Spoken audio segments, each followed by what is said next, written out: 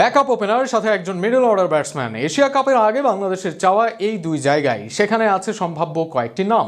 ওপেনিংয়ে নাইম শেখ টিকে যাবেন নাকি আসবেন সৌম্য সরকার? অপরদিকে মিডল অর্ডারের লড়াইটা সাব্বির সোহানের মাঝে। শেষ পর্যন্ত এদের মাঝে কেউ কি থাকবেন এশিয়া কাপে নাকি থাকবেন অন্য কেউ, তা নিয়ে থাকছে প্রতিবেদন।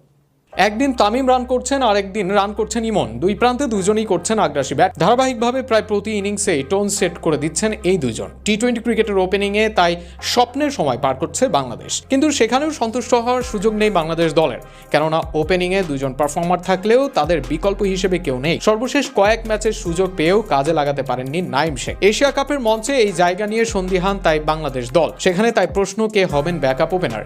সর্বশেষ সিরিজে পারফর্ম করতে পারেননি নাইম, কিন্তু তার সঙ্গে এই জায়গায় দলে আসার মতো নেই খুব বেশি নামও। যদিও এই জায়গায় অপশন হতে পারেন সৌম্য সরকার। সর্বশেষ ম্যাচে অবশ্য 62 স্ট্রাইক রেটে 11 রান করেন তিনি। তবে তার আগের 4 ম্যাচের 2 ম্যাচে ভালো 2 ইনিংস খেলেছেন সৌম্য সরকার। ব্যাট করেছেন উঁচু স্ট্রাইক রেটে। সুযোগ পেয়ে ধারাবাহিক না হলেও মাঝে মাঝে কার্যকর হতে পারেন সৌম্য।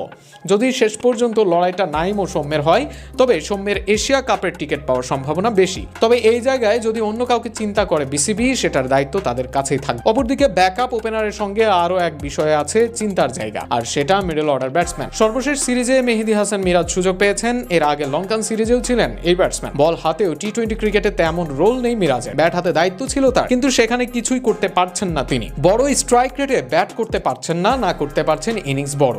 এই জায়গায় আলোচনায় 2 নাম অনেকদিন ধরে নেতৃত্ব দিয়ে পারফর্ম করছেন নুরুল হাসান সোহান। মিডল অর্ডারে ইনিংস বিল্ড আপে সোহান হতে পারেন দারুণ পছন্দ। এর বাইরে আরও এক নাম ঘোরাঘুরি করছে দর্শক মহলে, তিনি সাব্বির রহমান। এই হার্ড হিটার ব্যাটসম্যানকেও ভাবা হচ্ছে মিডল অর্ডারে তাওহিদ হৃদয়ের বিকল্প, যিনি তার নিজের দিনে বদলে দিতে পারেন দলের চিত্র। তবে যদি এই দুয়ের মাঝে কেউ যান দলে, তবে সেক্ষেত্রে এগিয়ে থাকবেন নুরুল হাসান। সব মিলিয়ে এই মুহূর্তে কারা আসবেন বাংলাদেশ দলে, সেটা নির্ভর করবে নির্বাচকদের উপরে। আর সেখানে এই 4-এর মাঝে কারা সুযোগ পাবেন, সেটা তারাই বেশ ভালো জানেন।